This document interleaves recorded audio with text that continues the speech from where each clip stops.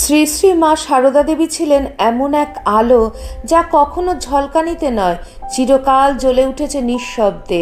তাঁর জীবন ছিল কোনো অলৌকিকতার প্রদর্শনী নয়, বরং দৈনন্দিন জীবনের গভীরে প্রথিত এক অসীম মমতা। তিনি বুঝিয়েছেন ঈশ্বরত্ব উচ্চ আসনে বসে নয়, মানুষের পাশে বসে তার দুঃখ শুনে তার ভুল ঢেকে দিয়ে তার মাথায় স্নেহের হাত রাখার মধ্যেই ঈশ্বরের সত্য প্রকাশ। যেখানে অহংকার মানুষকে কঠিন করে তোলে, সেখানেই মা সারদা আমাদের শিখিয়েছেন কোমলতার শক্তি। যেখানে মানুষ বিচার করতে ব্যস্ত, সেখানেই মা নিঃশব্দে ক্ষমা করেছেন।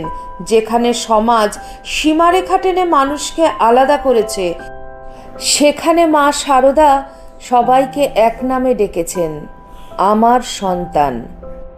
তার ত্যাগে ছিল না কোনো বেদনাবোধের দাবি, ছিল না কোনো আত্মপ্রচার। নিজেকে আড়াল করেই তিনি হয়ে উঠেছিলেন সব্বার আশ্রয়। সব পরিচয়ের ঊর্ধ্বে উঠে তিনি হয়ে উঠেছিলেন মানবতার জননী, বিশ্বজননী, জগৎ জননী। মা সারদার কাছে ধর্ম মানে ছিল না আচার অনুশাসনের কঠোরতা। মায়ের কাছে ধর্ম ছিল মানুষের পাশে দাঁড়ানো। ভক্তি মানে ছিল না কেবল প্রার্থনা, ভক্তি ছিল সেবা। জ্ঞান মানে ছিল না পুঁথিগত বিদ্যা, জ্ঞান ছিল হৃদয়ের প্রসার।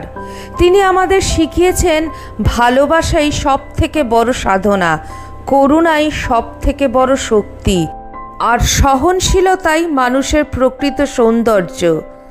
শ্রী শ্রী মা আজও আছেন, কারোর চোখের জলে, কারোর নীরব প্রার্থনায়, কারোর বিপন্ন মুহূর্তে অজানা সাহসে।